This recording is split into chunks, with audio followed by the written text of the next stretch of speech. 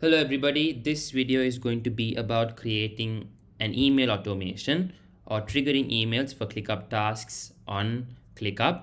To enable this, you need to have purchased a plan of theirs, as you cannot do this with the free version of ClickUp.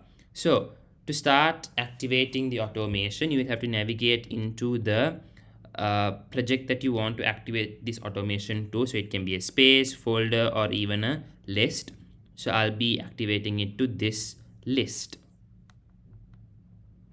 Once you are in the list that you want to activate the automation to, you'll have to click on the automation button that is at the very top of the page. Once you click on automations, you will be prompted with this dialog box that has the following tabs: usage, manage, and browse. Okay, so the two important components to enable an automation would be these two: manage and browse. So manage will allow you to create a new automation from scratch and also view any other automations that you have created. Browse will have pre-made automations for you to create uh, or at some particular specifications too easily. So we'll be using browse to create an email trigger. So as you can see under integrations, the email option is already available. So I'm going to click on email. Once you click on email, you can see a couple of pre-made automations. So from this list of automations, I'm going to click on status changes because I want to trigger an email when the status of a task changes. You can also create whatever you want by clicking on custom automation over here. So when I click on status changes, ClickUp will ask me to select an account that I want to activate with. So this will be the email address that ClickUp will send the emails through. After selecting the email address for the email triggers, you will now have to decide the events for the when and then actions. As mentioned in the first drop down here of the when section, this allows you to decide if you want the automation to work for tasks, subtasks, or just both. And then the second drop down here is for which event you want the automation to trigger. So as selected from the browse section for this automation, this is for status changes only. So the drop down has already selected status changes for us, and you can see the other events that you can trigger an email for, as you can see in this drop down list. And then we have to now select the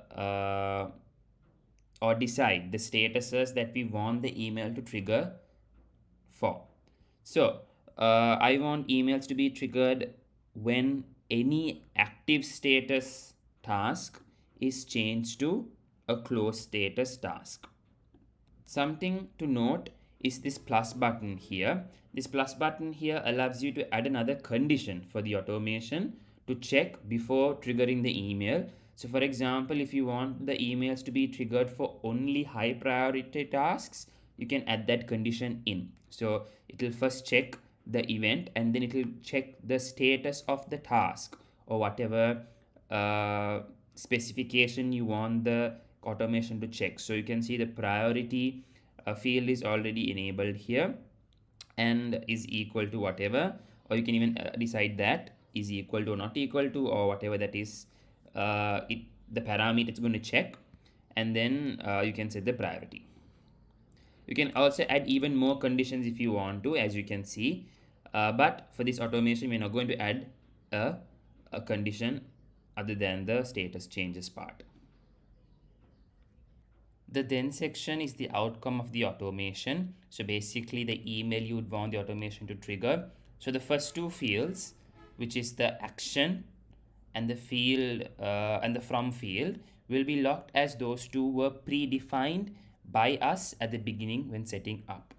And then the purple boxes you would see in all of these other fields of the email are the predefined fields you would have added to your ClickUp list when you were setting up the ClickUp list space or folder. So you can add these fields or add something you want into the email fields manually too. I have now set up the email for this automation, as you can see, the to field will fetch the user email that was added to this particular task. The CC would be the another person that you would want the email to go to. This could be your line manager or a supervisor for the particular process. We are not adding any BCCs. The subject of the email will be this, and the email will fetch the task ID from the task itself, and this would be the body. And now we create the automation. And as you can see, the automation has been created now. Now let's go test it out on our particular list. You should now see a pop-up with the number of automations the list has over here. So let's go ahead and move a couple of tasks to complete. So I'm going to move task 2 and sorry, let's do that one more time. Let's do it this way. Complete and complete. So we've moved two tasks to complete, and you can see the user email is the same email that I've added. That would be my other email address. Let's also add the custom ID field so that we know what tasks were moved. So we moved 4128 and 4129. So let's go check that in the two inboxes that I have added to the automation. One was the user email inbox, and the other user was a supposed line manager or something like that. So let's go first check the user emails inbox. As you can see, 4129 and 4128 have been triggered, and this is the email as you can see. And now let's check the line manager's inbox. So this would be the line manager's inbox. As you can see, the emails have also been triggered to those inboxes. So yeah, that brings me to the end of the video. Enjoy using ClickUp.